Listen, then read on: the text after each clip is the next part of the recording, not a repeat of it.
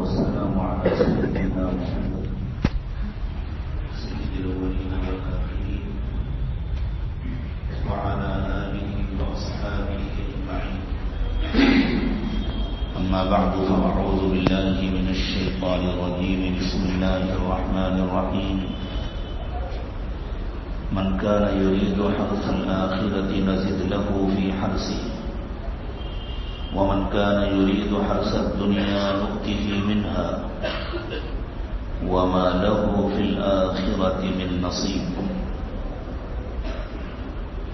سبحان ربك رب العزة عما يصفون وسلام على المرسلين والحمد لله رب العالمين. اللهم صل على سيدنا محمد وعلى آل سيدنا محمد وبارك وسلم. اللهم صل على سيدنا محمد وعلى آل سيدنا محمد وبارك وسلم. اللهم صل على سيدنا محمد وعلى آل سيدنا محمد وبارك وسلم.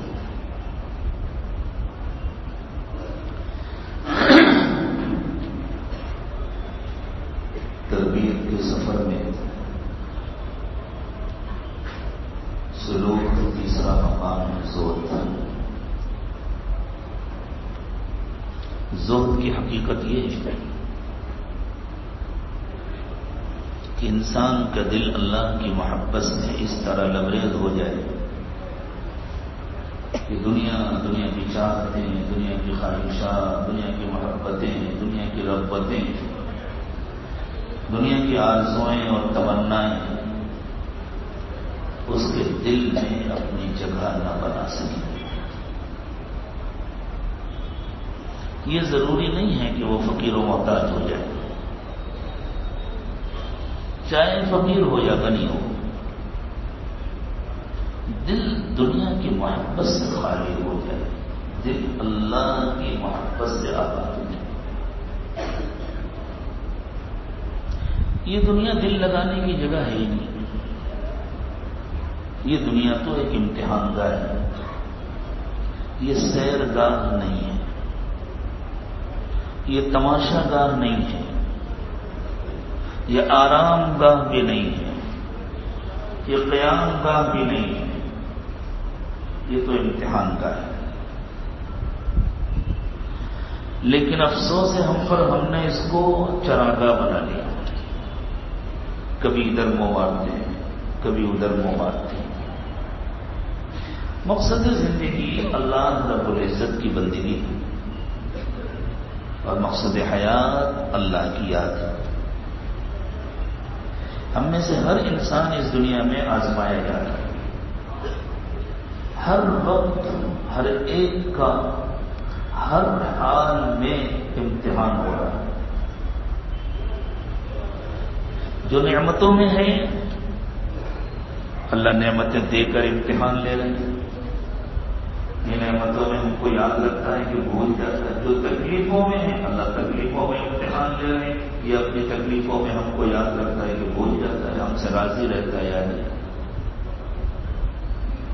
کسی کو صحت دے کر آزما رہے ہیں، کسی کو بیماری دے کر، کسی کو غم دے کر آزما رہے ہیں، کسی کو خوشی دے کر، کسی کو ترقی دے کر آزما رہے ہیں، کسی کو تنزلی دے کر، کسی کو نعمت دے کر آزماتے ہیں، کسی سے نعمت لے کے آزماتے ہیں. آزمائش کے طریقے مختلف ہیں لیکن آزمائش ہر ایک کی ہے. مگر ایک امتحان ایسا ہے جو ہم میں سے ہر ایک کے ساتھ لگا ہوا ہے اور وہ بڑا سخت امتحان ہے. وہ یہ ہے کہ اس دنیا کے اندر اتنی چمک دمک ہے کہ یہ بندے کا دل الجھا لیتی، بندے کے دل کو موہ لیتی، بندے کو اپنی محبت میں گرفتار کر لیتی ہے اور پھر بندہ آخرت کو بھول کر اس دنیا میں اپنی جنت بنانے میں لگ جاتا ہے. ایک بات یاد رکھیں، اللہ نے انسان کو ایک فطرت دی ہے. فطرت کا مطلب وہ تقاضے جو ہر انسان کے اندر ہے. اور اسلام دین فطرت ہے. اس لیے وہ اسلام ان تقاضوں کو مارنا نہیں سکھاتا، ان تقاضوں کو صحیح رخ دیتا ہے. وہ فطرت کا تقاضا ہے. اسلام جو نہیں کہتا کھانا نہیں کھانا، کہتا ہے حلال کھانا، حرام مت کھانا. اور حلال کھانے کی عادت ہو جائے، ہم کھانے پینے کے سلسلے میں اللہ کے حکم کے پابند بن جائیں. ہمیں اس کی مشق کرائی جاتی ہے روزے کے ذریعے. ماشاءاللہ کچھ انتظامی تقاضے ہوتے ہیں جس کی وجہ سے ہم اپنے معتکفین کو، سالکین کو آدھا گھنٹہ پہلے افطار کے دسترخوان پر بیٹھا دیتے ہیں. بالکل عین وقت پہ سب کا ایک ساتھ جانا بیٹھنا مشکل ہوتا ہے. بھائی وہیں بیٹھ کے ذکر کرو، وہیں بیٹھ کر اللہ کو یاد. سامنے انواع اور اقسام کی نعمتیں رکھی ہوتی ہیں اور سب کھانے کے لیے ہوتی ہیں، پھینکنے کے لیے نہیں ہوتی. اور کھاتے بھی ہیں اس کو، لیکن آدھے گھنٹے تک کوئی اسے دیکھتا ہے. سب اپنے اپنے کام میں لگے ہوتے ہیں. بھوک بھی لگی ہے، ایسا نہیں ہے کہ بھوکے نہیں، بھوک بھی لگی ہے، پیاس بھی لگی ہے. اور سامنے عمدہ مشروبات بھی رکھے ہوئے ہیں، پانی بھی رکھا ہے، دوسرے مشروبات بھی رکھے. سب سے اچھا پھل کھجور بھی ہے، دوسرے فروٹ بھی ہیں. کوئی نہیں دیکھتا رہا اس کو. کیوں؟ اللہ کی اجازت نہیں ہے. اسی لیے نہیں دیکھتے نا، اللہ کی اجازت نہیں ہے. جب تک اللہ کی اجازت نہیں ہوگی نہیں کھائیں گے، چاہے جتنی بھوک لگی ہو. جب اللہ اجازت دیں گے تب کھائیں گے. حالانکہ یہ وہ ساری چیزیں ہیں جن کو کھانے کی اللہ نے اجازت دی ہے. وہاں ایک بھی ایسی چیز نہیں رکھی ہوئی جس کو کھانے کی اللہ نے اجازت نہیں دی. حرام چیز نہیں ہے. اللہ کا فضل ہے، رمضان میں لوگ اس کا اہتمام کرتے ہیں. حلال غذا بھی حلال پیسے سے خرید کر لائی جائے. تو حلال پیسوں سے خریدی ہوئی غذائیں ہیں، لیکن اس کو بھی کھانے کی اللہ کی اجازت نہیں ہے تو نہیں کھاتے. کسی کا نام تو تقویٰ ہے نا. اور جب اللہ اجازت دیں گے تو کھائیں گے. اللہ چاہتے ہیں یہ صفت پوری زندگی میں آ جائے. روزہ اس لیے رکھایا، تھوڑی دیر کی پابندی کرائی تاکہ ہم اللہ کا کہنا ماننے کے عادی ہو جائیں. پھر اللہ نے بتلا دیا یہ حلال ہے، یہ حرام ہے، یہ کھاؤ، یہ نہ کھاؤ، یہ پیو، یہ نہ پیو. منقوہ بیوی ہے، گھر میں ساتھ میں ہے، روزے کی حالت میں ہے، بات چیت بھی ہو رہی ہے، مشورے بھی ہو رہے ہیں، اس کے باوجود یہ ادھر ہے وہ ادھر ہے. کیوں؟ اللہ کی اجازت نہیں ہے. اور اب روزہ پورا ہو گیا، رات کا وقت ہے. وَحِلَّ لَكُمْ لَيْلَةُ الصِّيَامِ الرَّفَثُ إِلَىٰ نِسَائِكُمْ هُنَّ لِبَاسٌ لَكُمْ وَأَنتُمْ لِبَاسٌ لَهُنَّ. اب تمہیں آگے کی بھی اجازت ہے. کیوں؟ اللہ کی اجازت. تو اللہ نے اپنے حکم کی پابندی سکھائی ہے، تقاضوں کو مار دینا نہیں سکھایا ہے. تقاضے تو اللہ نے بنائے ہیں، اللہ کے حکم کی پابندی کرو. اور کوئی تقاضا غلط جگہ مت پورا کرو، صحیح جگہ پورے کرو، صحیح ڈھنگ سے پورے کرو. تو جس طرح بھوک ایک تقاضا ہے، جس طرح پیاس ایک تقاضا ہے، جس طرح جنسی خواہش ایک تقاضا ہے، جنت بنانا بھی ایک تقاضا ہے. اور جنت بنانا اور جنت میں جانا، جنت والی زندگی گزارنا، یہ ہر انسان کی فطرت کا حصہ ہے. مومن ہو، کافر ہو، اللہ کو مانتا ہو نہ مانتا ہو، لفظ جنت کو جانتا ہو یا نہ جانتا ہو. لیکن دل چاہتا ہے میری جنت بن جائے. جنت کسے کہتے ہیں؟ جنت اس مقام کو کہتے ہیں جو ہمیشہ باقی رہے گا، جہاں ہمیشہ کی زندگی ملے گی، جہاں ہمیشہ کی جوانی رہے گی، جہاں ہمیشہ صحت رہے گی، جہاں کسی نعمت پر کوئی پابندی نہیں لگے گی. ہر آدمی کی خواہش نہیں ہوتی میری جوانی کبھی ختم نہ ہو. حالانکہ جوانی میں اللہ کی نافرمانی کرتے ہیں شروع ہونے سے پہلے ہی ختم ہو جاتی ہے. ابھی شروع بھی نہیں ہوتی ختم ہو جاتی. اور جو اللہ کی فرما برداری کرتے ہیں ان سے پوچھو اللہ کیسی بھرپور جوانی ان کو نصیب فرماتے ہیں. ہر آدمی چاہتا ہے میں ہمیشہ صحت مند رہوں کبھی بیمار نہ ہوں. حالانکہ اللہ کی نافرمانی کرتے ہیں صحت برباد کر لیتے ہیں. اکثر بیماریاں اللہ کی نافرمانی کی وجہ سے ہوتی ہیں.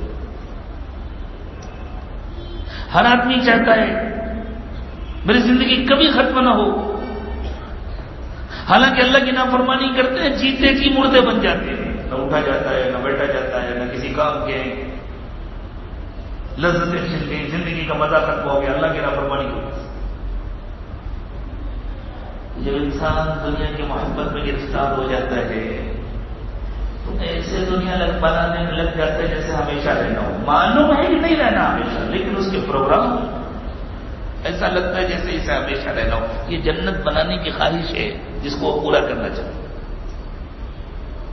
کہیں سے بھی دولت آ جائے کہیں سے بھی پیسے آ جائے لیکن یہ دنیا جنت بنانے کی جگہ نہیں ہے. اللہ تعالیٰ نے کوئی چیز فضول نہیں بنائی. ہر انسان کو اللہ نے یہ تمنا دی ہے میں ہمیشہ زندہ رہوں. مرنا نہیں چاہتا کوئی. اللہ کی محبت میں جائے آخرت کا یقین ہو جائے پھر چھلانگ لگا کر جلدی سے وہاں جانا چاہے وہ الگ بات ہے. ورنہ کوئی مرنا نہیں چاہتا. لیکن کوئی ایسا ہے جو نہ مرے. یہ تمنا پوری ہو سکتی ہے. پوری نہیں کرنا تھا تو اللہ نے دی کیوں تھی؟ اگر پوری نہیں کرنا اور اللہ نے دے دی یہ ظلم نہیں ہے؟ وما ربک بظلام للعبید. اللہ بندوں پر ظلم نہیں کرتے. سوچو غور کرو اگر یہ تمنا اللہ کو پوری نہیں کرنا تھا تو دیا کیوں؟ کیا ظلم کیا اللہ نے؟ کوئی جوان بوڑھا ہونا چاہتا ہے؟ بوڑھوں کو بتلا دو. آج ایک حکیم صاحب تشریف لائے ہیں. ان کے پاس ایک ایسا نسخہ ہے کہ 70 سال کا بوڑھا ایک ہفتہ وہ دوا کھا لے تو 25 سال کا جوان ہو جائے گا. لیکن بھائی بہت محدود مقدار میں دوا ہے صرف 5 لوگوں کو ملے گی.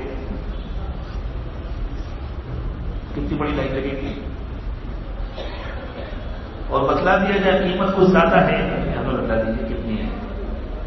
ہمارا پلاٹ ہے بیچ دیں گے اس کو. کس کام کا جب جوانی نہیں رہی تو کیا کریں گے؟ اسے بیچ دیں گے. ہمیں دے دیجیے کچھ زیادہ پیسے دے دیجیے. ہر بوڑھا جوان ہونا چاہتا ہے. تو کسی جوان سے کہو میرے پاس ایک دوا ہے ابھی کھا لو 80 سال کے بوڑھے جیسے ہو جاؤ گے نہ اٹھ پاؤ گے نہ بیٹھ پاؤ گے. کہ بابا میرے سوا کوئی دشمن نہیں ملا. لیکن کیا کسی کی جوانی سدا باقی رہتی ہے؟ نہیں باقی رکھنی تھی تو ہمیشہ جوان رہنے کی تمنا بنائی کیوں تھی اللہ نے؟ کیا اللہ نے ظلم کیا انسانوں پر؟ اگر نہیں پوری کرنی تھی یہ تمنا تو بنانا ظلم ہے. کتنا بھی اچھا گھر بنا لو ہمیشہ رہے گا؟ یا تو گھر رہے گا گھر والا چلا جائے گا یا گھر والا رہے گا گھر چلا جائے گا. اللہ حفاظت فرمائے. زلزلے آتے ہیں پورے شہر تباہ ہو جاتے ہیں. پوری بستیاں تباہ ہو جاتی ہیں. کتنے گھر گر جاتے ہیں. چھتیں بیٹھ جاتی ہیں. اور کبھی ایسا ہوتا ہے گھر موجود ہوتا ہے گھر والا رخصت ہو جاتا ہے کمرے میں جا کر آرام کرتا ہے. تو ہمارے گھر ہمیشہ نہیں رہنے والے ہیں. لیکن دل بھی یہی چاہتا ہے کہ ہمارا گھر بھی ہمیشہ رہے اس میں ہم بھی ہمیشہ رہیں. تو اگر اس تمنا کو پورا نہیں کرنا تھا تو اللہ نے یہ تمنا بنائی کیوں؟ کیا یہ سوال اہم نہیں ہے؟ نہیں سب پورا کرنا ہے. سب پورا کرنا ہے. تم غلط جگہ تلاش کر رہے ہو. ہر بچی کو اللہ پیدا کرتے ہیں ماں بننے کے لیے. اس لیے بچی کا بہت اچھا رشتہ ہو جائے. بہت چاہنے والا شوہر ہو. بہت محبت کرنے والا گھرانہ ہو. کوئی کمی نہ ہو. دولت پیروں کے نیچے بچھی ہو، ملازمین کی فوج ہو، بظاہر ہر تمنا پوری ہو، کوکھ ہری نہ ہو، اولاد نہ ہو، تو اسے زندگی سونی سونی لگتی ہے. وہ کہتی ہے ایک وقت کھا لوں گی، سادے سے گھر میں رہ لوں گی، لیکن اللہ میری زندگی میں بھی بہار آیا، مجھے بھی اللہ اولاد دیجیے اور اللہ سب کو یہ بہار نصیب فرمائے.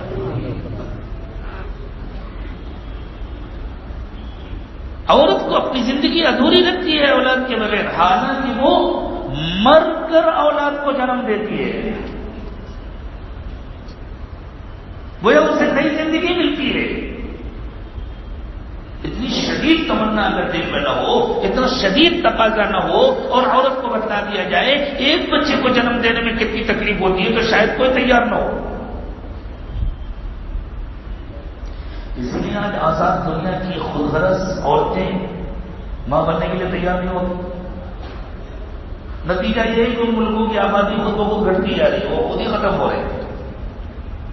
انہیں کسی کی بد دعا کی ضرورت نہیں ہے، انہیں کسی کی نظر بد کی ضرورت نہیں ہے.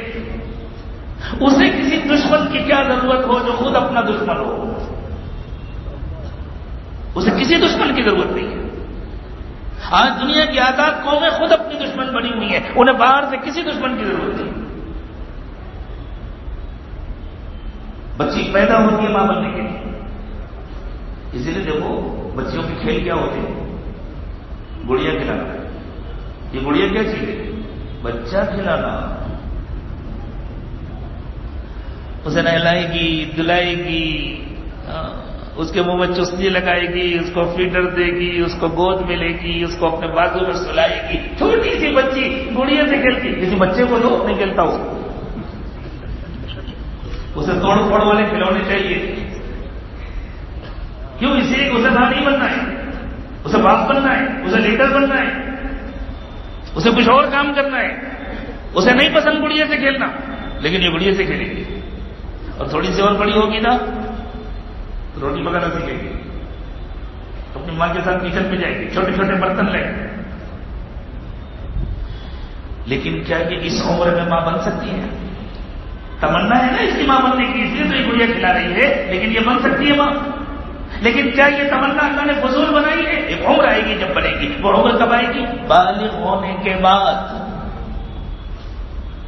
جس طرح بالغ ہونے کے بعد زندگی ایک نئے مرحلے میں داخل ہوتی ہے، ایک نئے دور میں داخل ہوتی ہے، ایسی نمایاں تبدیلی آتی ہیں جن کو ہر سمجھدار انسان محسوس کرتا ہے. اسی طرح موت کے بعد بھی زندگی ایک نئے مرحلے میں داخل ہوتی ہے. زندگی ختم نہیں ہو جاتی. زندگی کے الگ الگ مرحلے ہیں. جو بچہ ماں کے پیٹ میں ہے، ابھی پیدا نہیں ہوا، زندہ ہے یا نہیں ہے نا؟ لیکن دنیا میں اسے کوئی زندہ نہیں مانتا. اس کی زندگی کی ابتدا سمجھی جاتی ہے اتنے بج کر اتنے منٹ پر فلاں تاریخ کو پیدا ہوئے تھے، یہ ڈیٹ آف برتھ ہے، یہ ٹائم آف برتھ ہے. حالانکہ اس سے پہلے بھی وہ زندہ ہے. وہ بھی تو زندگی کا ایک مرحلہ ہے، اور ہم سب زندگی کے اس مرحلے کو گزار کر آئے ہیں نا. اس کے بعد جب ہم پیدا ہوئے، اچھا فرض کر لو کسی ماں کے پیٹ میں 2 جڑواں بچے ایک ساتھ پل رہے ہیں، ایک ساتھ رہتے ہیں نا، ساتھ میں کھاتے ہیں، ساتھ میں پیتے ہیں. چونکہ ابھی ذہن کام نہیں کر رہا اس لیے پہچانتے نہیں. چلو ذہن بھی کام کرنے لگے اور دونوں میں خوب دوستی ہو جائے. کہو بھائی جان کیسے ہو، نیند آئی کہ نہیں آئی، کھانا کیسا لگا، بات چیت ہو رہی ہے، تفریح ہو رہی ہے. اور پھر ایک کی پیدائش ہو گئی، ایک کی ابھی نہیں ہوئی، تو جو اندر ہے وہ روئے گا. کوئی مجھے کیوں رو رہے ہو، میرا بھیا مر گیا، مجھے چھوڑ کے چلا. وہ تو یہ سمجھے گا نا مر گیا. حالانکہ اس سے مجھے ہو گئے گا میں تو بہت اچھی جگہ آ گیا، وہاں تو ہاتھ پھیلانے کی بھی جگہ نہیں تھی، کروٹ لینے کی بھی جگہ نہیں تھی، یہ تو بہت کشادہ دنیا ہے، یہاں تو بڑی نعمت ہے. وہ وہاں رو رہا ہے کہ میرا بھیا مر گیا، یہ یہاں ہنس رہا ہے کہ میں اچھی جگہ پر آ گیا. جس طرح انسان کی پیدائش ہوتی ہے تو زندگی ایک مرحلے سے دوسرے مرحلے میں داخل ہوتی ہے، اسی طرح جب موت آتی ہے تو زندگی ایک مرحلے سے دوسرے مرحلے میں منتقل ہوتی ہے. موت فنا ہونے کا نام نہیں ہے. اسی طرح جب بالغ ہوتا ہے نا کوئی بچہ یا کوئی بچی، تو یہی زندگی ہے جس کا مرحلہ تبدیل ہو جاتا ہے. ایسی نمایاں تبدیلیاں ہوتی ہیں کہ محسوس ہوتی ہیں. تو یہ تمنائیں جو ابھی بچپن میں ہیں، ان کے پورے ہونے کا وقت کب ہے؟ بالغ ہونے کے بعد. ابھی نہیں پوری ہوں گی.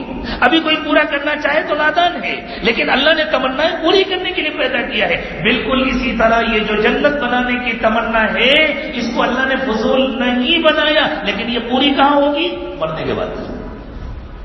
یا نہیں پوری ہوگی، ورنہ صلاحیتیں ضائع ہو جائے گی. وہاں یہ ساری تمنائیں پوری ہوں گی. جس نے اللہ کو راضی کر لیا، جس نے وہاں کی جنت بنا لی، اب اسے ہمیشہ کی زندگی ملے گی. خالدین فیہا ابدا، کبھی موت نہیں آئے گی، ہمیشہ کی زندگی ملے گی. یہی تو تمنا ہے نا انسان. ہمیشہ جوان رہیں گے سارے جنتی مرد. 33 سال کی عمر کی جو بھرپور جوانی ہوتی ہے، آج کے 33 سال والے نہیں، جن کو یوٹیوب نے اور فیس بک نے اور حرام مناظر کو دیکھ دیکھ کر جنہوں نے اپنے کو 70 اور 80 سالوں سے زیادہ بدتر بنا لیا ہے. 33 سال والی بھرپور جوانی، وہ جوانی کی عمر ملے گی جنتیوں کو ہمیشہ ہمیشہ کے لیے. ایسی صحت کی کبھی کھانسی بھی نہیں آئے گی، نزلہ بھی نہیں ہوگا، چاہے جتنا ٹھنڈا پانی پیو. ایسی نعمتیں جو کبھی ختم نہیں ہوں.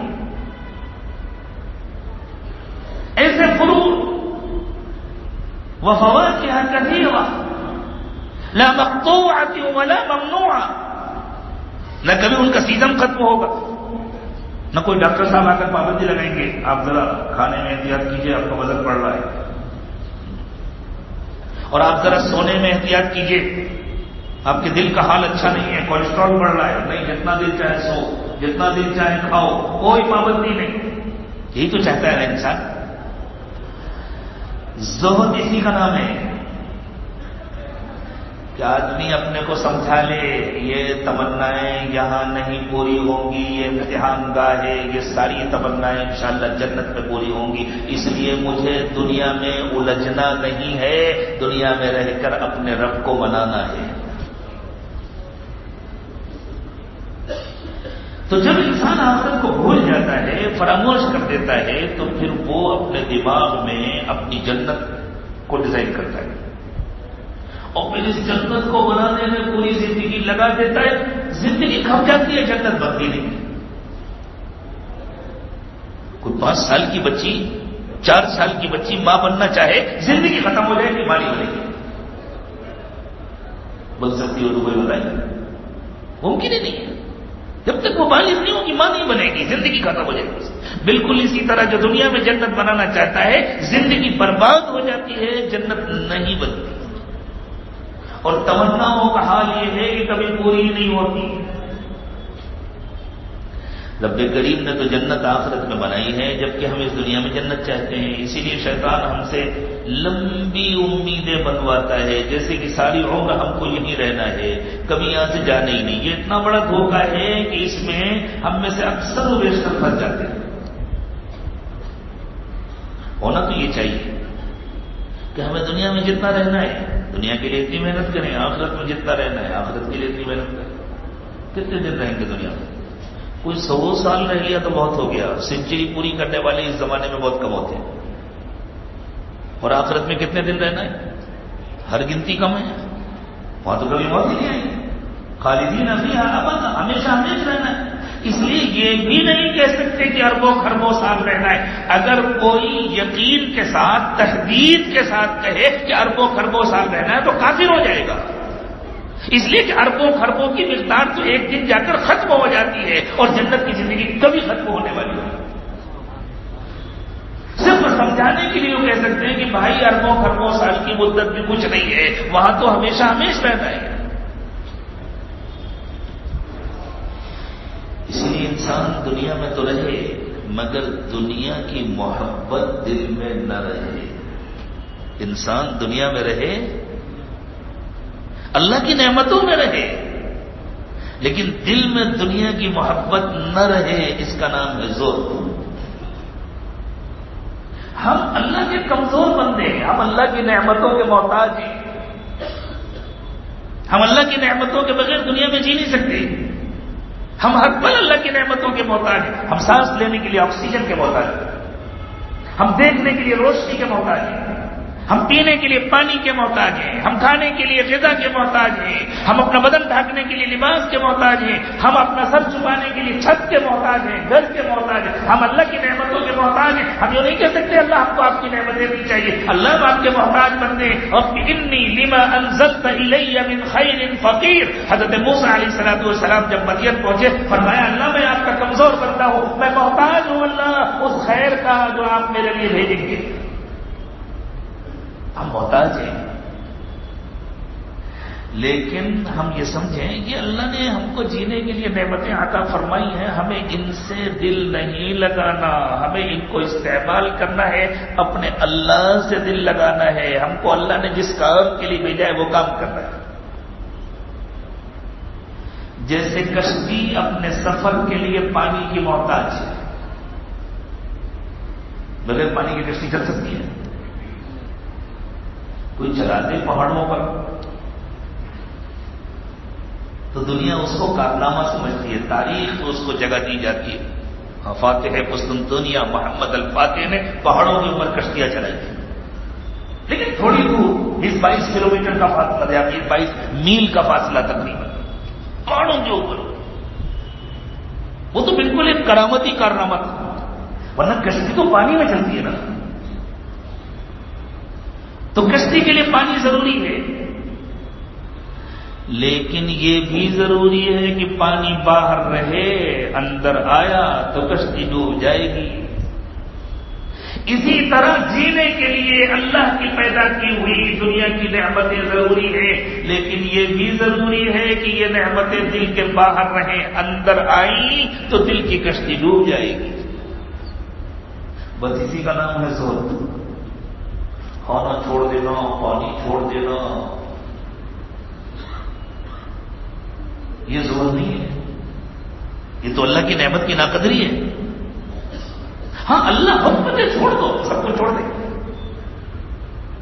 اللہ حکم دے کہ جان دے دو, اللہ پھر ہمارے لیے اپنی محبت میں جان دینا بھی آسان کر دے. جو اللہ کا حکم ہو وہ پورا کرنا ہے, بس ہم تو اللہ کے بندے ہیں. اس لیے شرط یہ ہے کہ آدمی دنیا میں رہے مگر دنیا میں الجھے نہیں. یہی امتحان ہے. چاہے جتنی دنیا ہو اس کے پاس, وقت کا بادشاہ کیوں نہ ہو, لیکن اگر اس کا دل الجھا ہوا نہیں ہے تو یہ بادشاہت کے باوجود زاہد ہے, یہ بادشاہت کے باوجود جنتی ہے, یہ مال و دولت کے باوجود جنت میں جائے گا. اور اگر دل میں دنیا بسی ہوئی ہے تو غریب ہونے کے باوجود بھی جنت سے محروم رہے گا. حدیث پاک سے معلوم ہوتا ہے کہ قیامت کے دن بعض غریبوں اور فقیروں کو قارون کے ساتھ کھڑا کر دیا جائے گا. قیامت کے دن الگ الگ لائنیں لگیں گی اور ہر لائن کے الگ الگ لیڈر ہوں گے. نیکوں کی بھی لائنیں ہوں گی, بروں کی بھی لائنیں, گروپ بنائی جائیں گے. اور اللہ تعالیٰ نے اس کا تذکرہ کیا, وَسِيقَ الَّذِينَ اتَّقَوْا رَبَّهُمْ إِلَى الْجَنَّةِ زُمَرًا.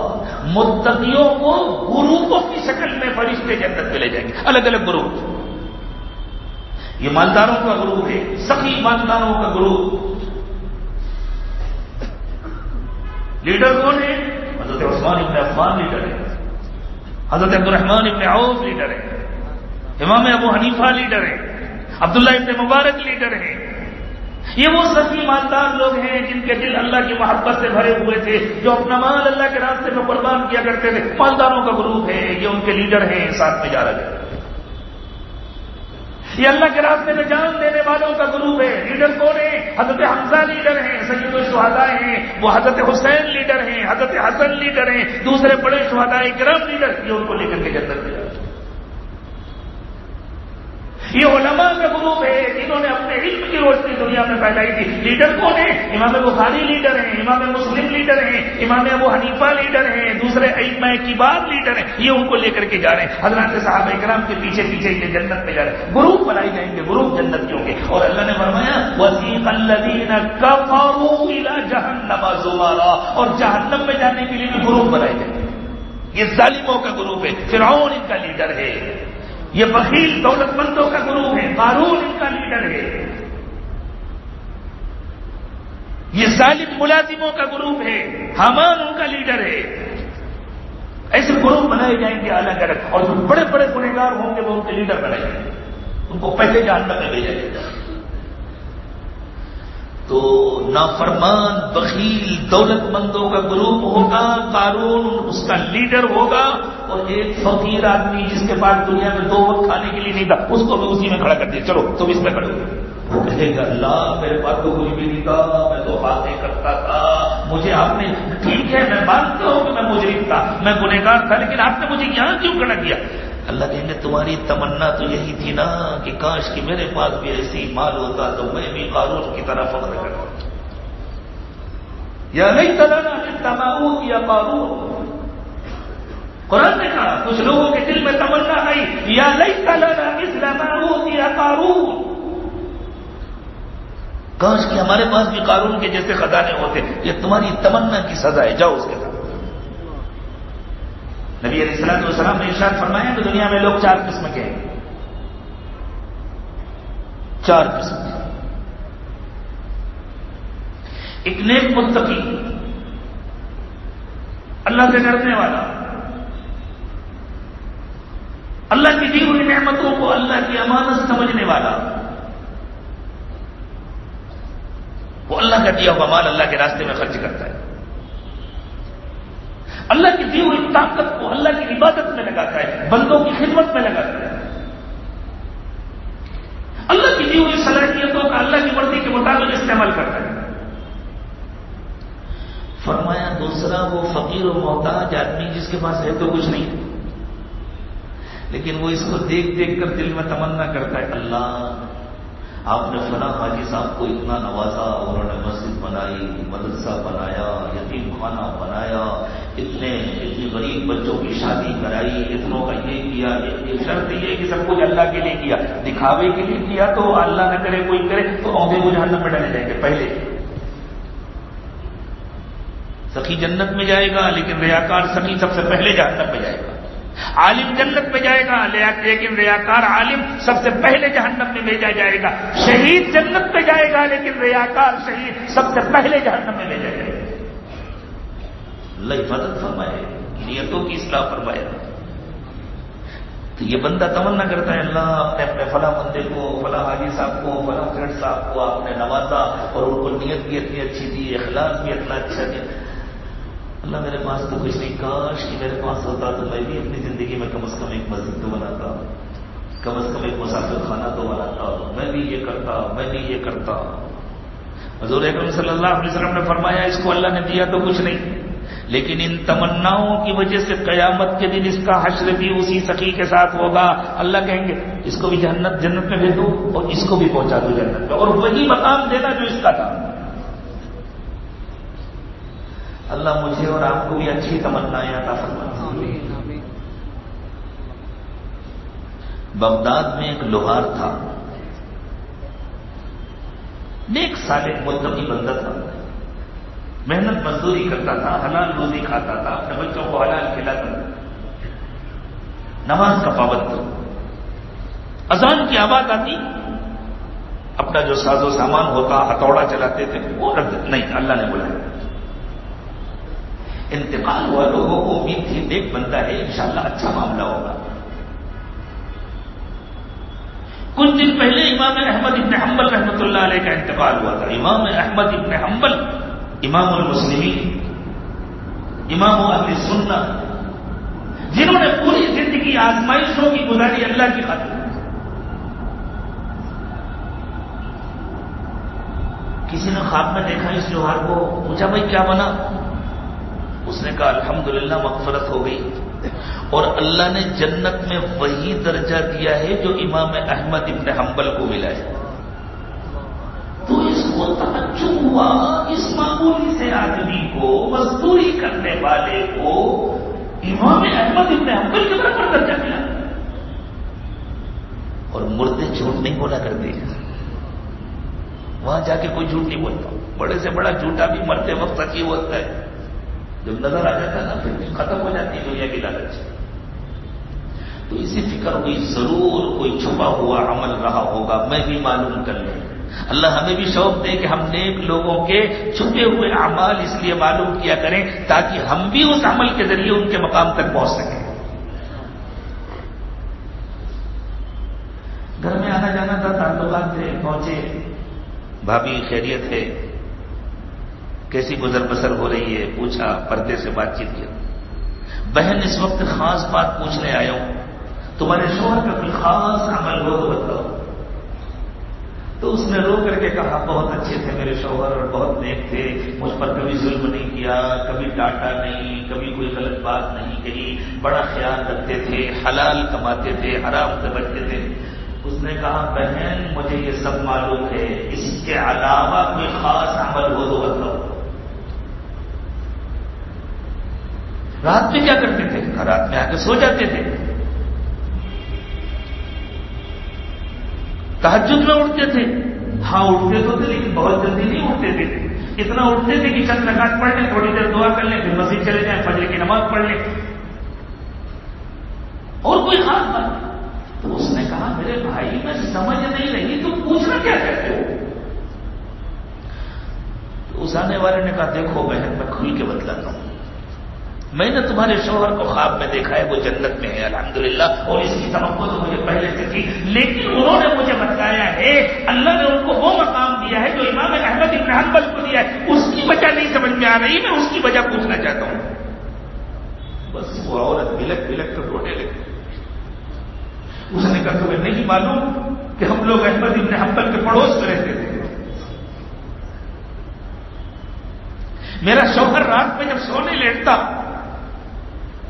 تو اس کی آنکھوں میں آنسو آتے اور کہتا اللہ مجھے معلوم ہے آپ کا بندہ احمد بن حنبل پوری رات آپ کی عبادت کرتا ہے.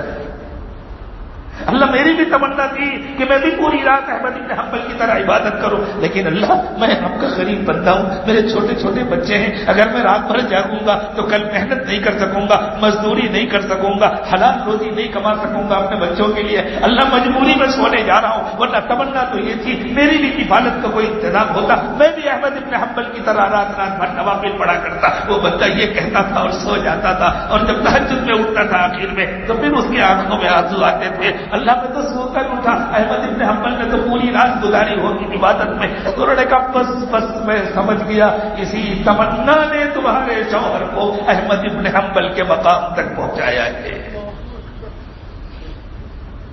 ہمارا تو یہ حال ہو گیا ہے، کچھ کرنا تو دور کی بات ہے، ہمیں تو اچھی تمنائیں بھی نصیب نہیں ہوتی. ہماری تمنا بھی کیا ہوتی ہے؟ میں بھی امبانی بن جاؤں، میں بھی ٹاٹا بن جاؤں، میری بھی اتنی فیکٹریاں ہو جائیں. کیا کرو گے اتنی فیکٹریاں لے کر کے؟ قبر میں لے جاؤ گے. کیا کرو گے حرام کی دولت لے کر کے؟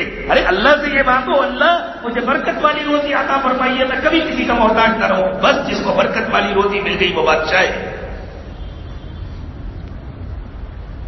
کیسی تمنائیں آ گئی ہیں ہمارے دلوں میں. ان تمناؤں کے درست ہو جانے کا نام زہد ہے. ان غلط تمناؤں کے دل سے نکل جانے کا نام زہد ہے.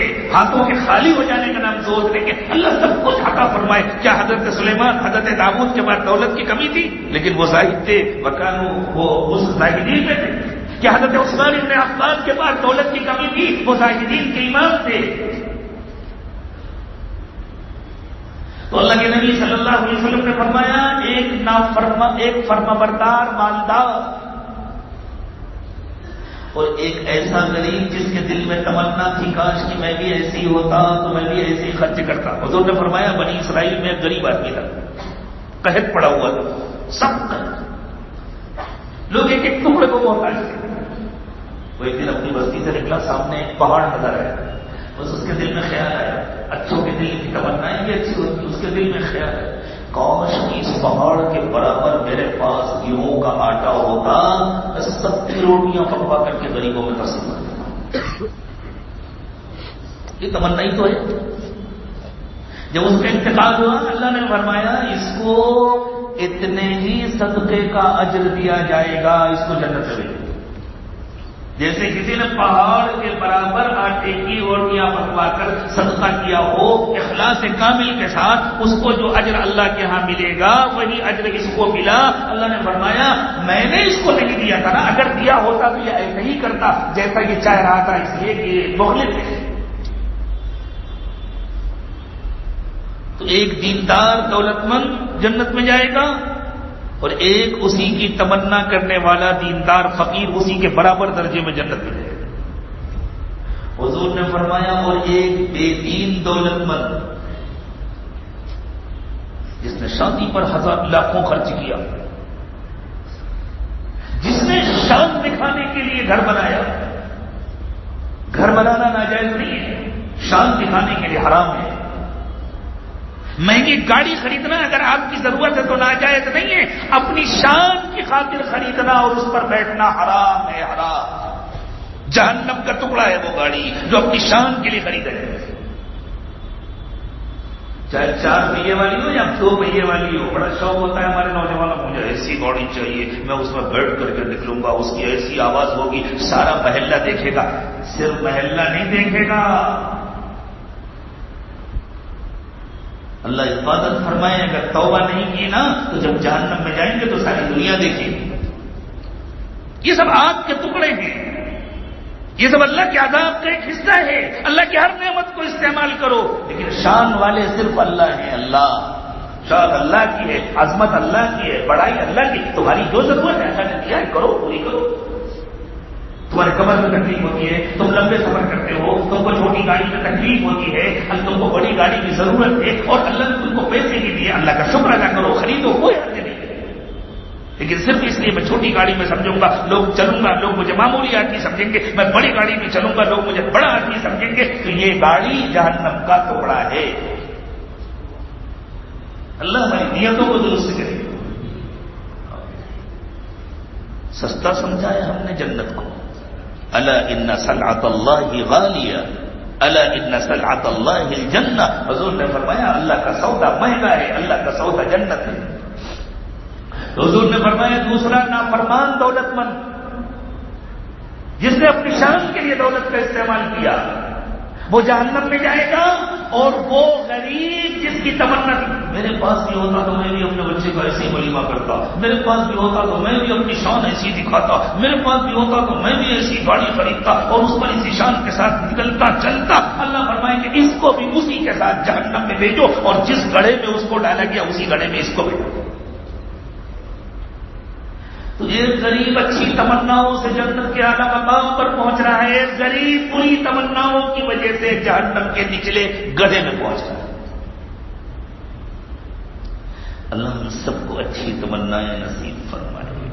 فرمایا قیامت کے دن اللہ تعالیٰ کچھ لوگوں کو قارون کے ساتھ کھڑا کریں گے، جبکہ ان کو دنیا میں کھانے کو روٹی نہیں ملتی تھی۔ وہ کہیں گے یا اللہ ہم تو بھوکے ننگے تھے، قارون کے ساتھ ہمارا حشر کیوں کیا؟ فرمایا دل کی حسرت تو تمہاری یہی تھی۔ سیدنا علی کرم اللہ وجہہ جب تہجد کے لیے اٹھتے، نماز پڑھتے، دعا کے لیے ہاتھ اٹھاتے، روتے اور دنیا کو مخاطب کرتے، فرماتے یا صفا یا بیضا، سونا زرد رنگ کا ہوتا ہے نا، تو سونے کو صفا کہا، زرد رنگ والی تھا۔ چاندی سفید ہوتی ہے، چاندی کو بیضا کہا، سفید رنگ والی تھا۔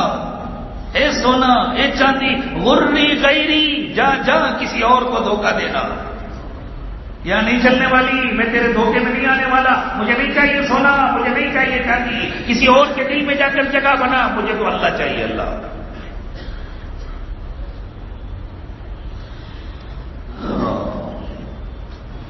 حضرت عباس تھانوی رحمۃ اللہ علیہ نے اپنے مواعظ میں ایک عجیب بات ارشاد فرمائی۔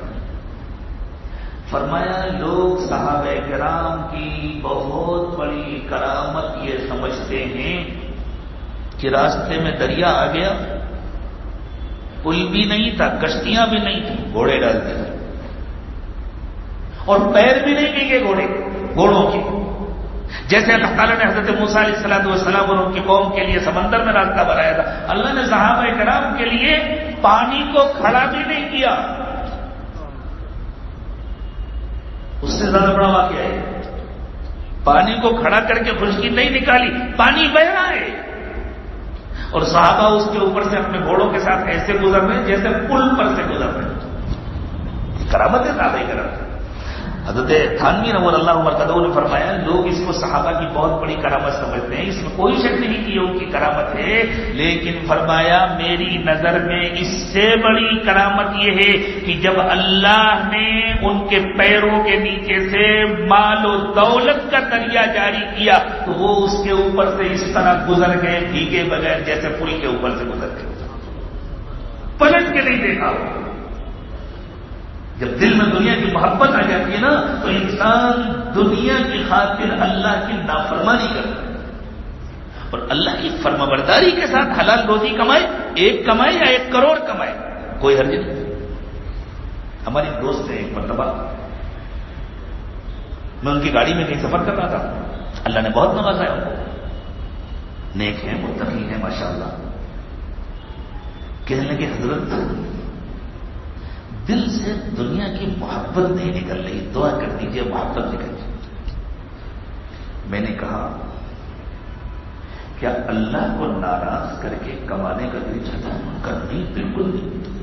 کروڑوں کی دولت ہو، اللہ کے حکم کے خلاف ہو، انشاءاللہ ٹھوکر مار دیں گے. نہیں جی، اور میں جانتا ہوں ان کو ذاتی طور پر اللہ نے ایسی مزاج دیا ہے جو ملے حلال ملے. فرمایا میں نے عرض کیا مبارک ہو، دل سے دنیا کی محبت نکل گئی ہے. دل سے دنیا کی محبت نکل جانے کا یہ مطلب نہیں کہ آدمی کمائے نا. اگر آدمی کمانا ہی چھوڑ دے گا تو دنیا کا کام بند ہو جائے.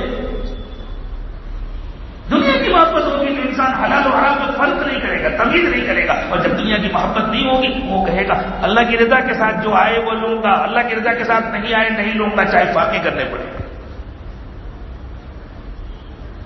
دنیا جادوگرنی ہے، جادوگرنی. جیسے کوئی جادوگرنی جادو کر دے اور اپنے حسن میں گرفتار کر لے، اسی طرح جس پر دنیا کا جادو چل گیا بس دنیا اسے گرفتار کر لے. ایک پرندہ ہوتا ہے مرغابی. یہ پرندہ ہمیشہ پانی کے اوپر اترتا ہے، پانی کی سطح کے اوپر آ کے بیٹھ جاتا ہے، تیرتا رہتا ہے. لیکن اللہ تعالیٰ نے اس کے پر ایسے بنائے ہیں، اس کے پروں میں ایک قسم کا آئل ہوتا ہے. جیسے ہمارے جسم سے پسینہ نکلتا ہے نا، اس کے جسم کے اندر سے ایک قسم کا آئل نکلتا ہے جو پروں کے اوپر رہتا ہے. پروں کے اوپر ایسی کوٹنگ ہوتی ہے کہ پانی پر بیٹھنے کے باوجود پر پانی میں بھیگتے نہیں. جیسے کسی چیز میں آئل لگاؤ، اس کو پانی میں ڈالو نکالو، ذرا بھی پانی کا اثر اس کے اوپر نہیں ہوتا. اس کے پروں میں ایسا آئل ہوتا ہے کہ یہ پر پانی میں بھیگتے نہیں. اس کا نتیجہ یہ ہے کہ جیسے ہی اس کو خطرہ ہوتا ہے کہ کوئی شکاری آ رہا ہے اور میری زندگی کے لیے خطرہ ہے، یہ پرندہ وہیں سے فوراً اڑ جاتا ہے. اگر پر پانی میں بھیگ گئے ہوں تو بوجھل ہو جائے گا، جسم نہیں اڑ پائے گا، یہ فوراً اڑ جاتا ہے. تو دیکھو پانی میں ہے لیکن پانی کا اثر نہیں ہے. اللہ یہ چاہتے ہیں، یہی تو ہماری آزمائش ہے، یہی تو ہمارا امتحان ہے. اللہ یہ چاہتے ہیں اللہ کی نعمتوں میں رہو لیکن دل پر ان نعمتوں کا ذرا بھی اثر نہ آنے پائے. اللہ کے شکر گزار رہو. جیسے ہی اللہ چھوڑنے کو کہے تمہارے لیے ان کو سب کو چھوڑ دینا اتنے ہی آسان ہو جیسے مرغابی کے لیے پانی پر سے اڑ جانا آسان. یہ زہد ہے.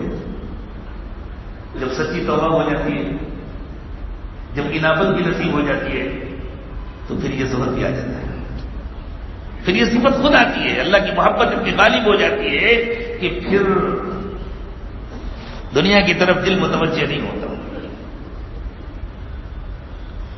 جب کسی چیز سے دلچسپی نہیں ہوتی نا تو پھر انسان اس کو کوڑیوں کے بھاؤ بیچ دیتا ہے، کوئی فرق نہیں پڑتا اس کو رہے یا جائے. حضرت یوسف علیہ السلام کا تذکرہ کیا اللہ تعالیٰ نے. بھائیوں کو حضرت یوسف سے کوئی دلچسپی نہیں تھی، وہ تو چاہتے تھے، پہلے تو ان لوگوں نے مشورہ کیا تھا یوسف کو مار ڈالیں، لیکن پڑھے لکھے لوگ تھے، کچھ تو اللہ سے ڈرتے تھے، پیغمبر کے شاگرد تھے، روئے زمین کے سب سے بڑے علماء تھے. یہ جملہ میں بار بار دہراتا ہوں، اللہ کرے کہ یہ یاد رہے. وہ اس زمانے کے روئے زمین کی سب سے بڑی علماء کی جماعت تھی. صرف علم کافی نہیں ہے، تربیت و تزکیہ ضروری ہے، اور تربیت و تزکیے کے لیے صرف کسی شیخ کا کامل ہونا ضروری نہیں ہے، مرید کا طالب ہونا بھی ضروری ہے۔ حضرت یعقوب سے زیادہ کامل شیخ کہاں ملتا، لیکن ان بچوں کے اندر طلب نہیں تھی تو نہیں ملا، حضرت یوسف کے اندر طلب تھی، ان کو بچپن میں مل گیا۔ حضرت محمد صلی اللہ علیہ وسلم سے بڑا کامل شیخ کون ہوگا؟ صحابہ کرام نے طلب کی، اللہ نے ان کو سب کچھ دے دیا۔ عبداللہ ابن ابی ابن سلول اور اس کی جماعت والوں میں طلب نہیں تھی، وہ محروم رہے۔ تو صرف شیخ کا کامل ہونا کافی نہیں ہے، سالکین میں طلب بھی ضروری ہے۔ اللہ ہم سب کو سچی طلب نصیب فرمائے۔ تو ان لوگوں نے پہلے تو مشورہ کیا قتل کریں، بڑے بھائی نے کہا بھائی قتل کیوں کرتے ہو، بے گناہ کے خون سے ہاتھ کیوں رنگتے ہو، ہمارا کام بن جائے گا، کہیں ڈال دو کسی کنویں میں، مسافر آئیں گے نکال لے جائیں گے، کہیں جا کر بیچ دیں گے، وہ بھی اپنی زندگی گزار لے گا، ہمارا مقصد تو یہ ہے کہ باپ کے پاس نہ رہے تاکہ ہم کو باپ کی پہلی جیسی توجہ ملے۔ اب ان لوگوں نے کنویں میں ڈالا، لیکن باقاعدہ فیلڈنگ لگائی ہے۔ ہاں، اس تفصیل کو سمجھیے، جیسے کرکٹ میں فیلڈنگ لگائی جاتی ہے نا، تمہیں یہاں کھڑے ہونا ہے، تمہیں یہاں کھڑے ہونا، کہیں سے نکل باقاعدہ ڈیوٹی لگائی گئی۔ دور دور سے وہ اس کنویں کو تاک رہے تھے۔ ہر تفصیل قرآن میں نہیں ہوتی، لیکن قرآن کا بیان اپنے اندر ان تفصیلوں کو سمیٹے ہوتا ہے، تھوڑا سا غور کرنے والا خود بخود سمجھ جاتا ہے۔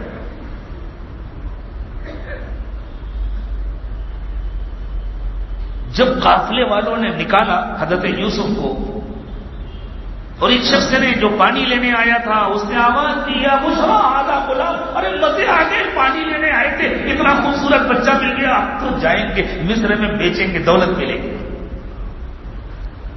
لیکن ان لوگوں نے آ کر کے جلدی سے بچے کو چھپا لیا۔ تو ہو سکتا ہے آزو بازو میں کسی گاؤں کا ہوگا، کوئی آئے گا لے لے گا تو ہمارا نقصان ہو جائے گا، یا تو فیلڈنگ پہلے سے لگی ہوئی تھی۔ پہنچ گئے بھائی، کیا ہوا، سنا تم کو کوئی بچہ ملا ہے؟ وہ گھبرا گئے، صاحب آپ کا ہو تو لے لیجیے، بھائی ان کا گاؤں ہے، وہ علاقے کے لوگ ہیں، یہ مسافر ہیں، باہر کے ہیں، تو ان کو تو دبنا پڑے گا۔ صاحب یہ بچہ ہے، یہ ہمارے گھر کا بھگوڑا غلام ہے، اس سے پہلے بھی کئی مرتبہ بھاگ چکا ہے۔ کہاں تھا اس مرتبہ، کہاں چھپا؟ فلاں کنویں میں۔ اچھا، وہاں کنویں میں جا کر کے چھپ کے بیٹھے، اب ہم کو اس کو نہیں رکھنا، خریدو گے تم لوگ؟ بولو کیا دیتے ہو، جو دینا ہے دے دو، لے جاؤ اس کو، ہمیں نہیں رکھنا اس بھگوڑے غلام کو۔ کیوں؟ وہ اس کا اطمینان کرنا چاہتے تھے کہ کہیں یوسف گھر واپس نہ آ جائیں، کہیں قافلے والے ڈر کر پتہ پوچھ کر پہنچا نہ دیں، ان کو اطمینان ہو جائے یہ جس گھر کا غلام ہے ہم نے اس گھر والوں سے خرید لیا، اب ہمارے لیے کوئی خطرہ نہیں، اب ہم اطمینان سے لے کر کے جائیں۔ تو وہ چاہتے تھے کسی طرح یوسف یہاں سے چلے جائیں، ان کو پیسوں سے کوئی دلچسپی نہیں تھی، لیکن وہ تو ڈرامہ کر رہے تھے بیچنے کا، اس لیے پیسے بھی لے رہے تھے۔ تو اللہ نے فرمایا وَشَرَوْهُ بِثَمَنٍ بَخْسٍ دَرَاهِمَ مَعْدُودَةٍ، چند گنے چنے سکوں کے عوض میں، معمولی اور حقیر قیمت میں ان لوگوں نے حضرت یوسف کو بیچ ڈالا۔ وَكَانُوا فِيهِ مِنَ الزَّاهِدِينَ، اس لیے کہ ان کو یوسف سے کوئی دلچسپی نہیں تھی۔ زہد اسی کا نام ہے، بس جتنے میں کام چل جائے اتنا آ جائے، گیا تو گیا، کیا فرق پڑتا ہے، جس نے دیا تھا اس نے لیا، میں تھوڑی لے کر پیدا ہوا تھا۔ یہی معنی ہے انا للہ وانا الیہ راجعون کے الذین اذا اصابتهم مصیبہ قالوا انا للہ وانا الیہ راجعون۔ اللہ نے فرمایا ان پر جب کوئی مصیبت آتی ہے تو وہ کہتے ہیں یہ نعمت جو چلی گئی یہ کون سی ہماری اپنی تھی، ہم کہاں اس کو لے کر پیدا ہوئے تھے، ہم نے کہاں اس کو بنایا تھا، جس نے دیا تھا اسی نے لے لیا، اور ہماری زندگی بھی اسی کی ہے، کسی دن وہ اس کو بھی لے لے گا، ہم تو اس کو بھی دینے کو تیار ہیں۔ اللہ ہمیں یہ ایمان نصیب فرما دے۔ تو اللہ تعالیٰ نے فرمایا ان کو حضرت یوسف سے کوئی دلچسپی نہیں تھی، تو یوسف کی جانے کا غم بھی نہیں ہوا بلکہ خوشی ہوئی۔ زہد کے لفظی معنی ہے اعراض کرنا، منہ موڑنا، متوجہ نہ ہونا۔ صوفیہ کی اصطلاح میں زہد کہتے ہیں دنیا اور دنیا کی چمک دمک سے متاثر نہ ہونا، دنیا کی چمک دمک کو دل میں جگہ نہ دینا۔ الزہد هو عدم تعلق القلب بالدنیا وشہواتها وحظوظها وزینتها وزخرفها، دنیا کی چمک دمک اور دنیا کی رونق دل میں جگہ نہ بنانے پائے۔ جو ملا اس سے اتنی خوشی بھی نہ ہو کہ دل اللہ سے غافل ہو جائے، جو گیا اس کا اتنا افسوس بھی نہ ہو کہ دل اللہ سے غافل ہو جائے۔ ملنے پر ایک فطری خوشی تو ہر ایک کو ہوتی ہے، نعمت ملے کی خوشی ہوگی، لیکن اتنی خوشی ہو کہ بس خوشی میں اللہ کو یاد کرے، اللہ کا شکر ادا کرے۔ اتنی خوشی نہ ہو کہ اترانے لگے، اور جانے پر ایک فطری غم ہوتا ہے، بس اتنا ہو کہ بندہ صبر کر لے کہ اللہ کی چیز سے اللہ نے لے۔ اولیاء کرام کے امام گزرے ہیں حضرت شیخ عبد القادر جیلانی رحمۃ اللہ علیہ۔ حضرت شیخ عبد القادر جیلانی رحمۃ اللہ علیہ جس طرح اپنے زمانے کے امام الاولیاء تھے، مرجع العلماء تھے، مرجع الخلائق تھے، اسی طرح اللہ تعالیٰ نے ان کو بہت بڑی تجارت کی عطا فرمائی۔ یہ اللہ والوں کا حال عجیب تھا، گھر سے جب نکلے تھے ماں سے اجازت لے کر یتیم تھے، محتاج تھے۔ ماں نے کچھ پیسے جو جمع کیے تھے وہ صدری کے اندر، بنڈی کے اندر سل دیے تھے۔ ڈاکوؤں نے پوچھا تھا تو بتا دیا تھا، ہاں یہ ہے، لینا ہے لے لو، جھوٹ تو بولوں گا نہیں۔ بہت غربت میں طالب علمی گزری تھی، فاقے کر کر کے پڑے، پھر اللہ تعالیٰ نے دروازے کھولے، اللہ حالات بدلتے۔ جو پیسے آئے انہوں نے ان کو تجارت میں لگا دیا تاکہ کسی کی محتاجگی نہ رہے، اور اس سے اپنا خرچ بھی چلتا تھا۔ جو سالکین آتے تھے، جو مریدین آتے تھے، ماشاءاللہ ان کے لیے بھی انتظام ہوتا تھا۔ اللہ نے بہت برکت دی تھی، بڑا کاروبار تھا، پانی کے جہازوں میں مال بھر بھر کے جاتا تھا اور آتا تھا۔ جیسے امام ابو حنیفہ رحمۃ اللہ علیہ بہت بڑے کاروباری تھے، ان کے شاگرد حضرت عبداللہ ابن مبارک رحمۃ اللہ علیہ بہت بڑے کاروباری تھے۔ ایک مرتبہ حضرت عبداللہ ابن مبارک سے کسی نے کہا، حضرت آپ کے پاس پیسوں کی کمی تو ہے نہیں، آپ کی اماں کی جائیداد بھی اتنی ہے۔ حضرت عبداللہ ابن مبارک کے والد بہت غریب تھے، والدہ بہت مالدار تھے، ان کے نانا جو تھے نا بڑے زمیندار تھے، اور ان کی والدہ اکیلی بیٹی تھی تو نانا کی پوری جائیداد ان کو ملی تھی۔ تو حضرت آپ کی گھر کی جائیداد ہی بہت کافی ہے، اوپر سے آپ کاروبار بھی کر لیں، تو اس کاروبار کی آپ کو کیا ضرورت ہے؟ کسی نے اس لیے نہیں کہا کہ اس کو یہ شبہ ہو کہ دنیا کی محبت میں کرتے ہیں، اس لیے کہا کہ حضرت اگر یہ مصروفیت آپ چھوڑ دیں تو آپ اس وقت بھی ہم کو حدیث پڑھائیں، فقہ پڑھائیں، ہمارا زیادہ فائدہ۔ تو بتائیے حضرت عبداللہ بن مبارک نے کیا کہا؟ فرمایا یہ سب اپنے لیے نہیں کرتا ہوں، یہ سب اپنے لیے نہیں کرتا ہوں۔ اس زمانے کے کچھ بڑے بڑے علماء تھے جن کا کوئی ذریعہ معاش نہیں تھا، جن کا کوئی کاروبار نہیں تھا، اور وہ دن رات دین کی خدمت میں لگے تھے۔ ان کا نام لے کر فرمایا میں تو فلاں فلاں فلاں کے لیے کرتا ہوں، یہ پیسے کما کر میں ان کو ہدیہ دیتا ہوں، ان کے گھر میں خرچ بھیجتا ہوں تاکہ وہ یکسوئی کے ساتھ اپنے کام میں لگے رہے۔ خدا نہ خواستہ وہ کمانے میں لگ گئے تو علم کا اور دین کا بہت بڑا نقصان ہو جائے گا۔ بتاؤ اگر سارے مخلص علماء کمائی میں لگ جائیں تو دین کا کتنا بڑا نقصان ہوگا۔ جس کو اللہ ذریعہ بناتے ہیں دین کو اس نقصان سے بچانے کے لیے، اگر وہ مخلص ہے تو اللہ اس کو بھی وہی مقام دیں گے جو ان علماء کو ملتا ہے۔ تو حضرت شیخ عبد القادر جیلانی رحمۃ اللہ علیہ بھی کماتے تھے اپنے غریب سالکین کے لیے، اپنے مریدین کے لیے، آنے والوں کے لیے، بہت برکت دی تھی اللہ نے۔ حضرت مجلس میں تشریف فرماتے ہیں، کسی نے آگے کہا حضرت وہ آپ کا سامان تجارت سے بھرا ہوا جو جہاز آ رہا تھا وہ ڈوب گیا۔ حضرت خاموش رہے، فرمایا الحمدللہ۔ پہلے تھوڑا سا خاموش رہے، پھر فرمایا الحمدللہ۔ ہمارا جیسا کوئی طالب علم ہوتا تو سمجھتا شاید حضرت مصروفیت کی وجہ سے بھول گئے ہیں، انا للہ پڑھنا تھا، الحمدللہ غلطی سے کہتے۔ کچھ وقت گزرا، ایک آدھ گھنٹے گزرے، کسی نے آ کے کہا حضرت آپ کا جہاز ہوا میں پھنس تو گیا تھا لیکن اللہ نے فضل فرمایا بچ گیا، کنارے بھی لگ گیا، سامان انلوڈ ہو رہا ہے، اتارا جا رہا ہے سامان۔ حضرت جو خاموش ہو گئے، پھر فرمایا الحمدللہ۔ سالکین نے پوچھا حضرت بات سمجھ میں نہیں آئی، بعد والا الحمدللہ تو سمجھ میں آیا، پہلے والا نہیں سمجھ میں آیا۔ فرمایا تم کیا سمجھتے ہو، میں نے جہاز کے ڈوبنے پر نقصان پر الحمدللہ کہا یا بچ جانے پر الحمدللہ کہا؟ جب نقصان کی اطلاع ملی میں نے فوراً اپنے دل کو دیکھا، اللہ کے ساتھ تعلق میں کمی تو نہیں آئی، اللہ کی رزاقیت کے یقین میں کمی تو نہیں آئی. یہ مال بچتا تو مجھے اللہ کھلاتے, نہیں بچا تب بھی اللہ مجھے کھلائیں گے, میری خانقاہ کی ساری ضرورتیں اللہ پوری کریں گے, اس یقین میں کمی تو نہیں آئی.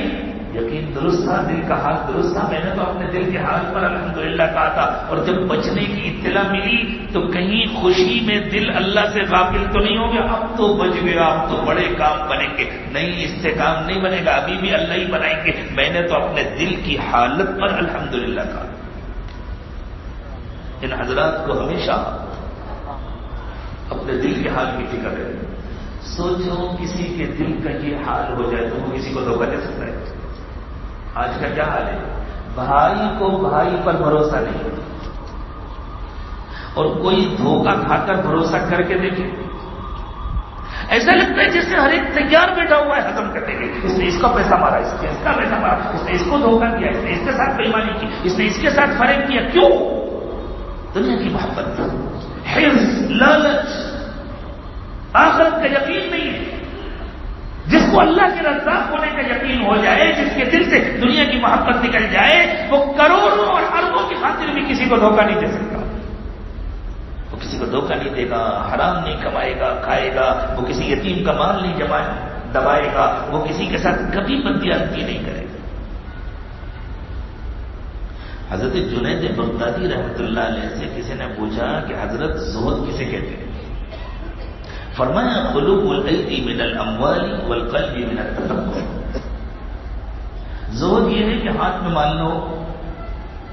اس زمانے میں زاہدین اکثر فقراء ہوتے تھے, لیکن زہد کے لیے فقر ضروری نہیں.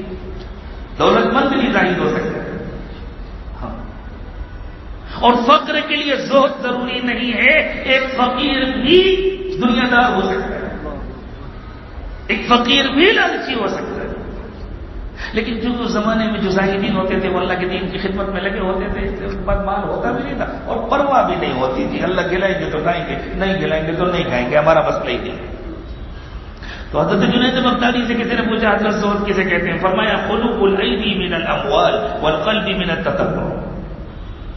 ہاتھ میں پیسہ نہ ہو, دل میں اس کی تلاش بھی نہ ہو, دل کو اس کی پرواہ بھی نہ ہو کہ بیٹھے ہوئے ہیں, آ جائے آ جائے. ایک بزرگ ہیں حضرت ابوبکر البراق رحمۃ اللہ علیہ, اللہ والے جو خوب نکتے پیدا کرتے ہیں.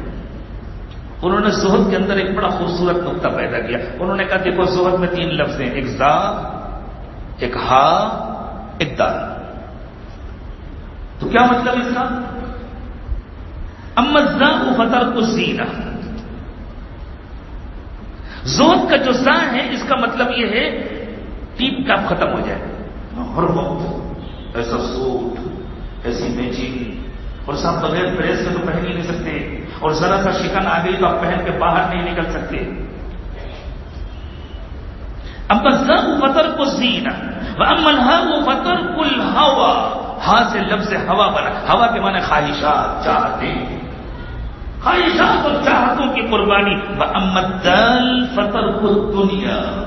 اور اس میں جو لفظ دال ہے اس کا تقاضا یہ ہے کہ بس دنیا سے بے رغبتی ہو جائے, چھوڑ دے ساری دنیا کسی کے لیے ہے مناسب یہی زندگی کے لیے. دنیا کی حیثیت ختم ہو جائے, دنیا بے وقت ہو جائے, مٹی ہو یا سونا ہو, اللہ راضی نہیں, دونوں برابر ہے, ٹھوکر مار کر نکل گئے. چھوٹا سا ذرہ ہو, اگر اللہ نے دیا رزق کے ساتھ, حالانکہ اللہ کی نعمت ہے, اس پر دل اللہ کا شکر ادا کرے. کسی بزرگ نے فرمایا کہ زہد صرف یہ نہیں ہے کہ آدمی مال کی طرف نہ لپکے, زہد یہ ہے کہ آدمی بے ضرورت کوئی کام نہ کرے, نہ بے ضرورت کمانا, نہ بے ضرورت کھانا, نہ بے ضرورت بولنا. یہ والا ذوق تو ہم لوگوں کو بڑے مشکل سے حاصل ہوتا ہے, بے ضرورت بولنا نہیں. اللہ نصیب فرما دے. لیکن اللہ کے نبی صلی اللہ علیہ وسلم نے فرمایا جب تک بے ضرورت بولنے پر قابو نہیں آتا اس وقت تک اللہ تعالیٰ دل میں حکمتیں نہیں پیدا کرتے. جب بے ضرورت بات چیت بند ہو جاتی ہے تو اللہ تعالیٰ حکمت کے دروازے کھولتے ہیں, پھر دل میں اللہ حکمت القا فرماتے ہیں.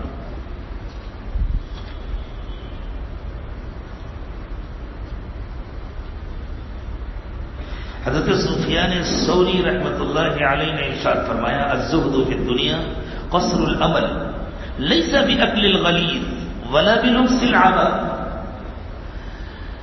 زہد فی الدنیا یعنی دنیا سے بے رغبتی کے معنی یہ نہیں ہے کہ آدمی بس موٹا موٹا کھانا کھانے لگے اور ایک جبہ پہن لے،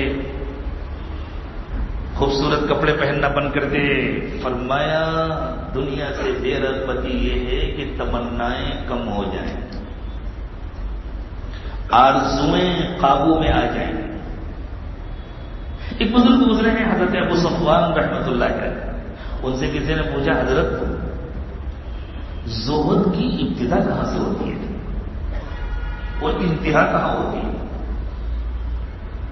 سرحدیں ہوتی ہیں نا کسی چیز کی، جیسے ہماری یہ مسجد ہے وہی ایک جگہ سے شروع ہوتی ہے ایک جگہ ختم ہوتی ہے. دائیں بائیں دیکھو اس دیوار سے شروع ہوتی ہے اس دیوار پہ ختم ہوتی ہے. کوئی ملک ہوتا ہے اس کی سرحد ہوتی ہے، کوئی صوبہ ہوتا ہے اس کی سرحد ہوتی ہے. انسان کے جسم کی بھی ایک سرحد ہے نا، پیر سے شروع ہے سر پہ ختم، سر سے شروع ہے پیر پہ ختم. تو حضرت زہد کہاں سے شروع ہوتا ہے کہاں ختم ہوتا ہے؟ فرمایا ابتدا ہے استصغار الدنیا کہ دنیا نگاہوں میں بے حیثیت بن جائے. اور فرمایا حضرت آخری حد کیا ہے؟ فرمایا ان یکون شاکرا فی الرضا صابرا فی البلاء. آخری حد یہ ہے کہ خوشیوں میں شکر ہو، تکلیفوں میں صبر ہو، ہر حال میں بندہ اللہ سے راضی ہو، اللہ کی کبھی شکایت نہ ہو. بزرگوں نے فرمایا کہ زہد کی 3 قسمیں یعنی 3 درجے ہیں زہد. ایک عوام کا، ایک اس سے اوپر خواص کا، ایک اس کے اوپر اولیاء کاملین کا. عوام کا جو درجہ ہے وہ تو فرض ہے. وہ درجہ یہ ہے کہ آدمی صرف حلال لے حرام چھوڑے. یہ تو ہر ایک کے لیے ضروری ہے. حلال کھائے حرام نہ کھائے، حلال بولے حرام نہ بولے، حلال دیکھے حرام نہ دیکھے، حلال پیے حرام نہ پیے، حلال پہنے حرام نہ پہنے، حلال گھر میں رہے حرام گھر میں نہ رہے. یہ تو ہر ایک کے لیے ضروری ہے. دوسرا درجہ ہے حلال سے بھی پرہیز کرنا. جو حلال چیزیں ہیں، جو مباح چیزیں ہیں، اس سے بھی پرہیز کرنا، یہ اس سے اوپر کا درجہ ہے. اور تیسرا درجہ ہے طیبات سے پرہیز کرنا. جو خالص پاکیزہ چیزیں ہیں مباحات میں، ان سے بھی پرہیز کرنا، کم سے کم میں گزر کر. یہ عارفین کا زہد ہے کہ صاحب حرام تو کھاتے نہیں، حلال کھاتے ہیں، اور وہ بھی چند لقموں میں اکتفا کر لیتے ہیں. اللہ کے نبی صلی اللہ علیہ وسلم نے فرمایا آدمی کی کمر سیدھی رکھنے کے لیے تو چند لقمے کافی ہیں. اس سے زیادہ کھانا حلال ہے لیکن نہ کھائے تو اعلیٰ درجہ ہے. چلیں آپ لوگ کھاتے رہیے لیکن عبادت بھی خوب کیجیے. کھا کر لمبی تان کر ذرا سونا کم کیجیے. نیچے تعلیم ہوتی رہتی ہے، اوپر ماشاءاللہ چادریں تنی ہوتی ہیں. ذرا احتیاط کرنا چاہیے بھائی. خود بھی نیت کرنا چاہیے اٹھنے کی، دوسروں کو بھی محبت کے ساتھ اٹھانا چاہیے. ایک مرتبہ امام احمد بن حنبل رحمۃ اللہ علیہ سے کسی نے پوچھا کہ حضرت کیا زاہد مالدار ہو سکتا ہے؟ حل معه مال من معه مال هل يكون زاہدا؟ حضرت جو مالدار ہو کیا وہ زاہد ہو سکتا ہے؟ آپ نے فرمایا ان كان لا يفرح بزيادته ولا يحزن بنقصه فهو زاہد. ہاں اگر مال کے بڑھنے سے اس کے دل کا حال بگڑتا نہیں ہے، وہ اطراحت نہیں آتی، اور اگر مال کے کم ہونے سے اس میں مایوسی نہیں آتی تو وہ زاہد ہے. مالدار ہونے کے باوجود زاہد کی دنیا. امام ابو العزائم نے کہا خوبصورت عورتوں سے شادی کرو، اچھے اچھے بستروں پر آرام کرو، اچھے اچھے کھانے کھاؤ، اچھے اچھے مشروبات پیو، اس سے زہد میں کوئی اثر نہیں پڑتا. اللہ کی نافرمانی نہ کرو، دل سے ان کی محبت کو نکالو. اللہ کی نعمت سمجھ کر ان چیزوں کو استعمال کرو.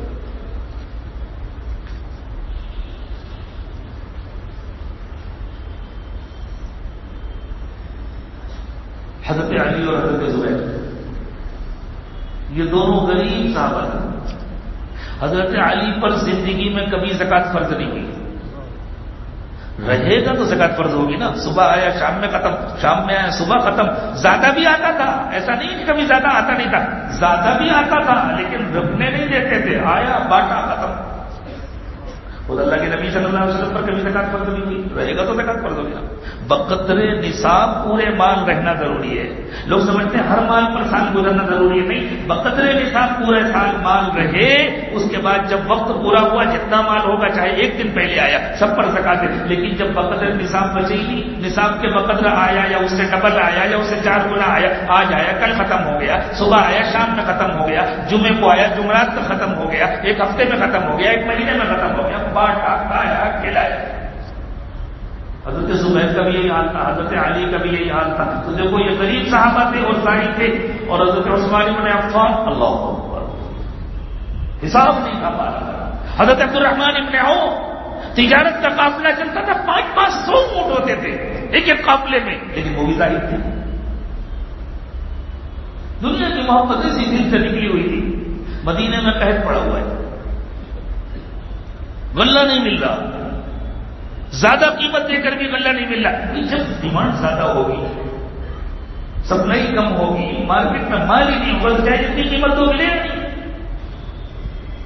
حضرت عثمان کا تجارت کا قافلہ آ رہا ہے ملک شام سے غلہ لے کر، 100 اونٹوں پر غلہ لگا ہوا ہے، 100 اونٹ. یہ جو بڑے تاجر ہوتے ہیں نا، یہ 4 آنے 8 آنے کا کاروبار نہیں کرتے.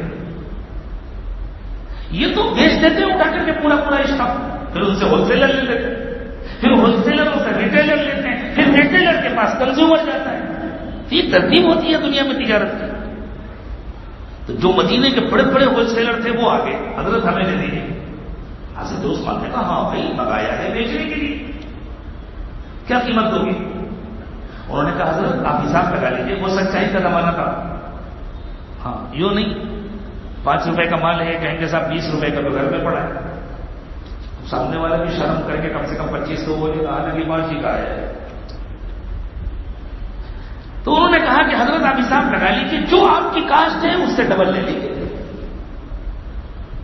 آپ کا 1 لاکھ کا مال ہے 2 لاکھ دے لیجیے، 5 لاکھ کا مال ہے 10 لاکھ دے لیجیے، جو آپ کی کاشت ہے آپ بتا دیجیے، آپ ڈبل دے دیں. حضرت عثمان نے کہا نہیں بھائی اور نفع چاہیے، اتنے کم میں نہیں بیچوں. ڈبل لے لیجیے. چلیے 1 لاکھ کاشت ہے، 2 لاکھ کے بجائے 3 لاکھ لے لیجیے. فرمایا نہیں، میرے پاس ایک سوداگر ہے، میری اس سے بات ہو چکی ہے، اس نے مجھے زیادہ دینے کا وعدہ کیا ہے، اس کے برابر تو میں دے سکوں گا، اور لے لیجیے 4 گنا 5 گنا. پھر ان تاجروں نے کہا حضرت اس سے زیادہ کوئی نہیں دے سکتا، یہ تو مدینے میں قحط پڑا ہوا ہے، ہمیں بھی تو بیچنا ہے نا، 2 پیسے ہمیں بھی تو کمانا ہے. اب اس سے زیادہ ہم دیں گے تو ہمارے گھر سے جائے گا.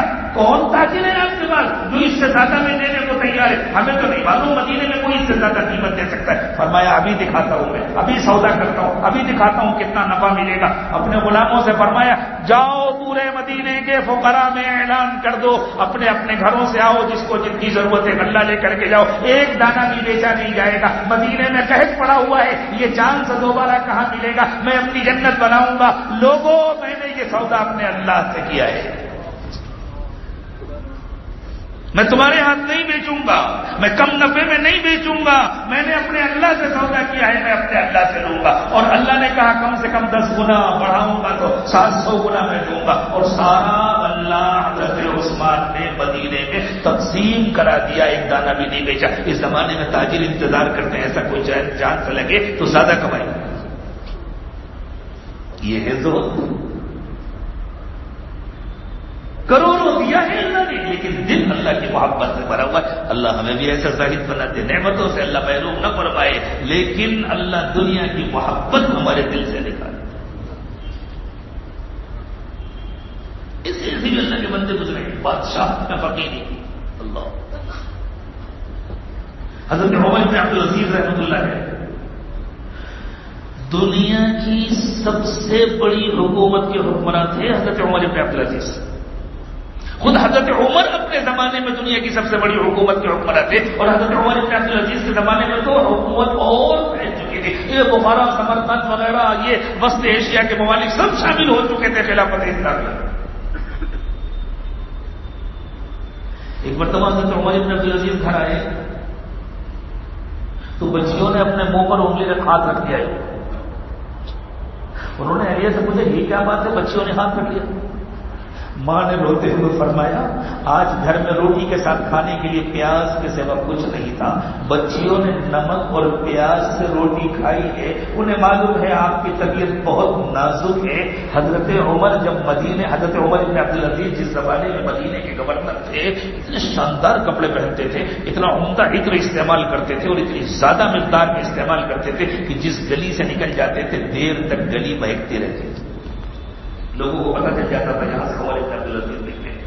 تو ایسی طبیعت ہے آپ کی. بچیوں کو یہ ڈر لگا ان کے منہ سے پیاز کی بدبو آ رہی ہے، کہیں آپ کو تکلیف نہ ہو، تو آپ بلک بلک کر رونے لگے اور بچیوں کو بلایا اور بلا کر کہا میری بیٹیوں کیا تم کو یہ پسند ہے کہ تم اچھے اچھے کھانے کھاؤ اور تمہارا باپ جہنم میں جلایا جائے؟ انہوں نے کہا نہیں ابا ہم اس حال میں راضی ہیں. دنیا کا سب سے بڑا حکمراں ہے، پورا بیت المال ان کے اختیار میں ہے، جتنی چاہے دولت خرچ کرے. اس زمانے میں تو حاکموں کے اختیارات ہوتے تھے نا، لیکن بیت المال مسلمانوں کی امانت ہے، اس سے ایک پیسہ لینے کو تیار نہیں اور اپنا الگ سے کوئی آمدنی کا ذریعہ نہیں. جو تھوڑا سا وظیفہ ملتا ہے بس اسی پہ گزر کر رہے اور اس وظیفے کو بڑھانے کو میں تیار نہیں میرے لیے نہیں کافی ہے. چلے ہم اور آپ اس سے گزر نہ کریں لیکن کم سے کم یہ تو طے کریں ہم حلال کھائیں گے حرام نہیں کھائیں گے، اپنے بچوں کو حلال کھلائیں گے حرام نہیں کھلائیں گے. اور نعمتیں اللہ کی ہیں، اللہ کی مرضی کے خلاف ایک پیسہ نہیں استعمال کریں گے، ایک پیسہ اللہ کی مرضی کے خلاف استعمال نہیں کریں گے. اور جہاں اللہ کی پسند ہو سب کچھ لٹا دینا پڑے پیچھے نہیں ہٹیں گے. اللہ یہ نعمت مجھے بھی عطا فرمائے، آپ کو بھی عطا فرمائے. حضور اکرم صلی اللہ علیہ وسلم نے ارشاد فرمایا اذا رأيتم الرجل قد اعطي زهدا في الدنيا وقلة منطق فاقتربوا منه فإنه يلقى الحكمة. شعب الایمان کی روایت ہے. حضور نے فرمایا اگر تمہیں کوئی ایسا آدمی مل جائے جس کے دل میں دنیا کی رغبت نہ ہو اور جو بات کم کرتا ہو، جس کے دل میں دنیا کی رغبت نہ ہو اور جو بات کم کرتا ہو، بے ضرورت بات نہ کرتا ہو، تو اس کی صحبت اختیار کرو، اس لیے کہ اس کے دل میں اللہ کی طرف سے حکمت کو القا کیا جاتا ہے، حکمت ڈالی جاتی ہے. امام ابو حنیفہ رحمۃ اللہ علیہ کے سلسلے میں بزرگوں نے لکھا ہے کہ امام ابو حنیفہ اتنا خاموش رہتے تھے کہ ایک عام آدمی دیکھتا تو سمجھتا گونگے، اور جب بولنے کا وقت آتا تھا اللہ کے لیے بولتے تھے، جب بولنا شروع کرتے تھے تو ایسا لگتا تھا جیسے علم کا فوارہ جاری ہے، جیسے علم کا چشمہ پھوٹ رہا ہے. ضرورت پر بولتے تھے مطلب خاموش. ہمیں ضرورت کے وقت میں تو بولنا آتا نہیں، اس لیے ہم مطالعہ تو کرتے نہیں، پڑھتے لکھتے تو ہے نہیں. بے ضرورت بولنے میں کوئی ہم سے کمپٹیشن کر لے، کوئی ہم سے مقابلہ کر لے، انشاءاللہ انعام ہم ہی کو ملے گا، دوسرے کو نہیں مل پائے. اللہ دنیا کی تمنائیں بھی ختم کر دے اور بے ضرورت بولنے سے بھی اللہ تعالیٰ بچا لے. اللہ. حضرت حسن بصری رحمۃ اللہ علیہ اہل بصرہ کے امام تھا. ایک مرتبہ ایک دیہاتی آیا بصرہ میں، بصرہ بہت بڑا شہر تھا، کوفہ اور بصرہ دونوں بڑے شہر تھے اس زمانے میں. ایک دیہاتی آیا، یہ دیہات والے بھی بڑے سمجھدار ہوتے تھے. اس نے لوگوں سے پوچھا من سید اہل القریہ، اس شہر کا امام کون ہے؟ مسجد کے امام صاحب نہیں، پورے شہر والوں کے دینی قائد و رہبر، اس شہر کا امام کون ہے؟ لوگوں نے کہا الحسن، حسن ہے شہر کے امام. قال بما سادہ، کیسے امام بنے؟ وہ شہر والوں کے کیسے امام بنے؟ قالوا احتاج الناس الى علمه واستغنى هو عن دنياه. اصل میں لوگوں کو ان کے علم کی ضرورت ہے اور ان کو کسی کے مال کی ضرورت نہیں ہے. لوگ علم کی خاطر ان کے پاس چل کر آتے ہیں، وہ دنیا کی خاطر کسی کی طرف پلٹ کے بھی نہیں دیکھتے. اس لیے سب کے دلوں پر ان کی حکومت ہے. دلوں پر حکومت کرنے کا راز یہ ہے اللہ بندے کو بافیض بنائے، محتاج نہ بنائے. اس کے فیض کا دریا جاری ہو، سب اس کے محتاج بن کے آ رہے ہوں، اور اس کی نظر کسی کی دولت پر نہ ہو، کسی کے ساتھ تمہارا گھر تمہیں مبارک، تمہاری گاڑیاں تمہیں مبارک، تمہاری دولت تمہیں مبارک. ہاں کوئی سنت سمجھ کر اس کو ہدیہ دے قبول کر، محتاج سمجھ کر دے ٹھوکر مار دے. ایک نواب صاحب حضرت تھانوی رحمۃ اللہ علیہ سے بیٹھ ہوئے، تھانہ بھون آئے، خانقاہ دیکھی، کچی خانقاہ تھی، جب ہم نے دیکھی اس وقت بھی کچی تھی، اب پتہ نہیں کیا ہے. پرانی سی مسجد، پرانا سا چھوٹا سا کمرہ، معمولی سی چٹائی بچھی ہوئی. نواب صاحب نے سوچا میرے شیخ کوئی اس حال میں رہ رہے ہیں، شیخ کو پیسوں کی ضرورت ہے. نواب صاحب کہے 1,00,000 روپے کا منی آرڈر دے دیا. یہ اس زمانے کی بات ہے جب کلکٹر صاحب کو بھی 25 روپے تنخواہ نہیں ملتی تھی. 5 روپے بہت بڑی تنخواہ ہوتی تھی. نواب صاحب نے 1,00,000 روپے کا منی آرڈر دے دیا. اب کے بچے تو سمجھیں گے نہیں منی آرڈر کیا چیز ہوتی ہے، اب تو آن لائن ٹرانسفر ہوتا ہے. پہلے ایک فارم ہوتا تھا، اس کو بھرا جاتا تھا، پیسے جمع کیے جاتے تھے، پھر وہ ڈاکیا پوسٹ مین فارم لے کر جاتا تھا، اس پر سائن لیتا تھا، پھر جو رقم ہوتی تھی وہ دیتا تھا، اس کو منی آرڈر کہتے تھے. اس میں نیچے کوپن بھی ہوتا تھا، کوئی پیغام لکھنا ہے تو لکھتے. تو نواب صاحب نے اس میں نیچے لکھا کہ حضرت میں خانقاہ حاضر ہوا تھا، مجھے محسوس ہوا کہ خانقاہ میں بہت ساری ضرورتیں ہیں، آپ کو شاید پیسوں کی ضرورت ہے، اس لیے حضرت یہ میں 1,00,000 بھیج رہا ہوں، آپ کے لیے ہدیہ ہے، آپ اسے قبول فرما لیں. حضرت تھانوی کا اصول تھا جو محتاج سمجھ کرتے اسے واپس کر دیتے تھے، جو سنت کے مطابق ہدیہ تھے اسے قبول کرتے تھے. حضرت واپس کرتے. اب جب نواب صاحب کو پتا چلا منی آرڈر واپس آ گیا تو ان کو تو دن میں تارے نظر آ گئے. 1,00,000 روپے کا منی آرڈر پورا محلہ خرید لیا جاتا اس زمانے میں 1,00,000 میں، اور واپس کر دیا. انہوں نے خط لکھا حضرت میں نے اتنی لمبی رقم دے دی اور آپ نے واپس کر دیا، آپ کو کوئی مرید نہیں ملے گا جو اتنا بڑا ہدیہ دے. حضرت تھانوی نے جواب لکھا اور تمہیں بھی کوئی پیر نہیں ملے گا جو اس طرح واپس کر دے.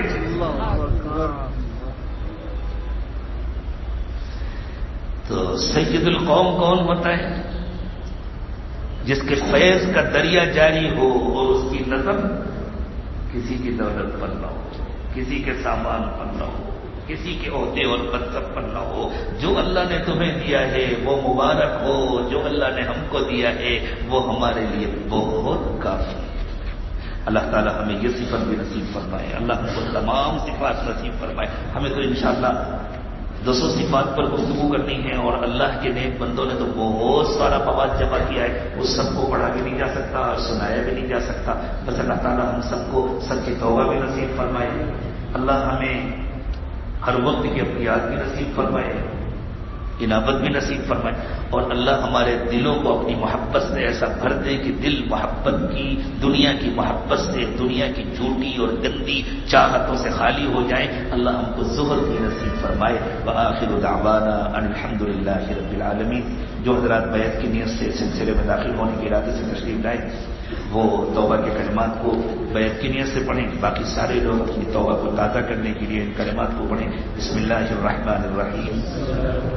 لا الہ الا اللہ محمد رسول اللہ صلی اللہ علیہ وسلم. آمنت باللہ وملائکتہ وکتبہ ورسلہ والیوم الآخر والقدر خیرہ وشرہ من اللہ تعالی والبعث بعد الموت.